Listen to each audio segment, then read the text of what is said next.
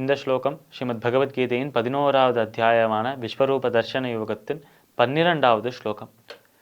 இந்த ஸ்லோகத்தில் நம்ம சஞ்சயன் முக்கியமாக அந்த ஸ்வரூபத்தின் பிரகாசத்தை பற்றி, அந்த ஸ்வரூபத்திலேருந்து வரக்கூடிய அந்த எல்லையற்ற அந்த ஒளியை பற்றி சொல்கிறார். இப்படி சொல்லும்போது ஆயிரக்கணக்கான கோடிக்கணக்கான சூரியர்களை சேர்த்தா கூட அந்த ஸ்வரூபத்தின் அந்த ஒரு வெளிச்சத்திற்கு ஒப்பாக மாறுமா, அதற்கு கம்பேர் பண்ண முடியாத அளவுக்காவது அந்த ஒளி இருக்குமா என்று கேட்கிறார் சஞ்சயன். இப்படி கேட்கும்போது இதிலேருந்தே தெரியாது அவ்வளவு பிரகாசமான கண்களை கூச்சக்கூடிய அந்த சுரூபமாக அது இருக்கு. சாதாரண பார்வையால் அவ்வளவு ஒளியை தாங்க முடியாது, அவ்வளவு ஒரு சக்தியை தாங்க முடியாது. அந்த ஆற்றலை, அந்த சக்தியை, அந்த ஒளியை, அந்த பெருமையை தாங்க வேண்டும்.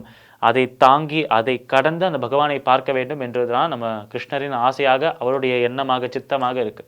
அதனாலேயே சாதாரண கண்களுக்கு அப்பாற்பட்ட, நம்ம ஞானத்திற்கெல்லாம் அப்பாற்பட்ட ஒரு தெய்வீகமான கண்ணை தந்து, திவ்ய சக்ஷுவை தந்து, அந்த திவ்ய பார்வையில், அந்த தெய்வீகமான பார்வையால் என்னுடைய அந்த ஸ்வரூபத்தை காண்பாயாக என்று சொல்றார் அர்ஜுனனை பார்த்து.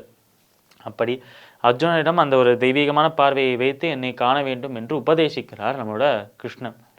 அப்பேற்பட்ட அந்த ஸ்வரூபத்திற்கு அவ்வளவு பிரகாசம், அவ்வளவு ஒளி இருக்கே, இதில் இருக்கும் அந்த தாத்பரியம் என்ன, அதற்குள்ள இருக்கும் அந்த உட்கருத்து என்ன என்றால், இதை ஏற்கனவே பலமுறை நம்ம பார்த்துருக்கோம்.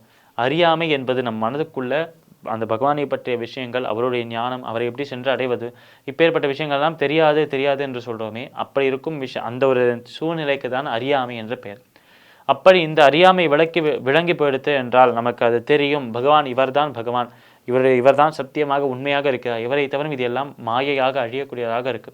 அப்பேற்பட்ட அந்த இறைவனை மட்டுமே பற்றி கொள்ள வேண்டும், அவரையே தினமும் அவரை மட்டுமே வழிபட வேண்டும் என்று அந்த ஒரு உண்மையை நம்ம அறிந்து கொண்டால் அது அறியாமையை போக்கி நம்மளையே அறிஞர்களாக மாற்றிக்கொள்கிறோம், நம்ம அறிவுடையவர்களாக மாறுகிறோம்.